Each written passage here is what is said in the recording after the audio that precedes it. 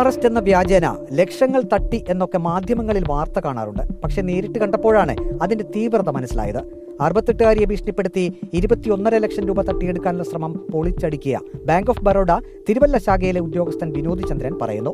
തട്ടിപ്പുകാരുടെ ഭീഷണിക്ക് വഴങ്ങി 21.5 ലക്ഷം രൂപ സ്ഥിര നിക്ഷേപം പിൻവലിക്കാൻ 68-കാരി ബാങ്കിലെത്തിയതോടെയാണ് സംഭവങ്ങളുടെ തുടക്കം. അവർ വന്ന് ഓൾ ഓഫ് എ സഡൻ അവരുടെ സ്ഥിര നിക്ഷേപങ്ങൾ മുഴുവൻ പിൻവലിക്കണം, ഫിക്സഡ് ഡിപ്പോസിറ്റ് എല്ലാം പ്രീമച്വർ ക്ലോഷർ ചെയ്യണമെന്ന് ആവശ്യപ്പെടുന്നു.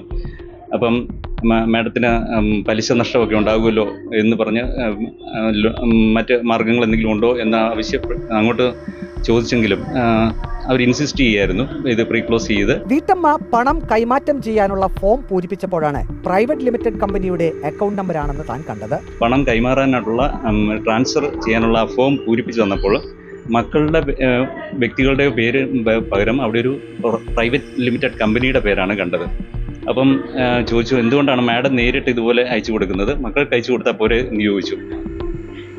അപ്പോൾ അതല്ല, മക്കൾ തന്നിട്ട് നിർദ്ദേശപ്രകാരമാണ് ഞാൻ ഇങ്ങനെ അയക്കുന്നതെന്ന് പറഞ്ഞപ്പോൾ ഒരു അഡീഷണൽ സ്റ്റെപ്പാണ് ഞാൻ എടുത്തത്.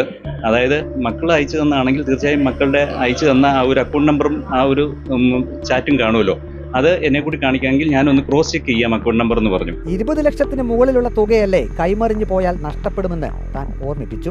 20 ലക്ഷത്തിന് മുകളിലുള്ള ഒരു തുകയല്ലേ കൈമറിഞ്ഞ് പോയി കഴിഞ്ഞാൽ നമുക്കത് കിട്ടുകയില്ല. മാഡത്തിൻ്റെ ഹാർഡ് എൻഡ് മണിയാണ്. അതുകൊണ്ട് മക്കൾ അയച്ചു തന്ന അത് വെച്ചൊന്ന് ക്രോസ് ചെക്ക് ചെയ്താൽ മാത്രം മതി, എന്നിട്ട് നമുക്ക് വിടാം എന്ന് വീണ്ടും ഒരു 2-3 തവണ ഇൻസിസ്റ്റ് ചെയ്തപ്പോൾ മാത്രമാണ് ഞാൻ മക്കളോട് ചോദിക്കട്ടെ എന്ന് പറഞ്ഞ്.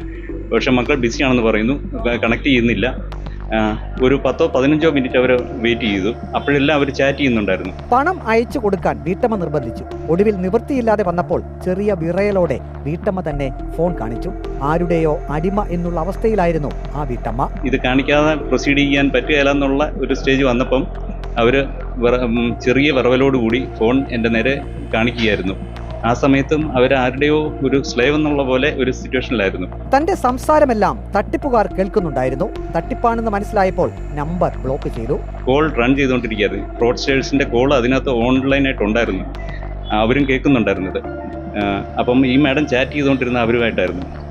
എത്രയും പെട്ടെന്ന് തന്നെ അത് ബ്ലോക്ക് ചെയ്യുകയും ഫണ്ട് കൈമാറ്റം തടയുകയും ചെയ്തു. ബാങ്ക് ഉദ്യോഗസ്ഥർ കൃത്യസമയത്ത് ഇടപെട്ടില്ലായിരുന്നുവെങ്കിൽ ജീവിതകാലം മുഴുവൻ അധ്വാനിച്ച് സമ്പാദിച്ച 21.5 ലക്ഷം രൂപ തട്ടിപ്പുകാരുടെ അക്കൗണ്ടിൽ എത്തുമായിരുന്നു.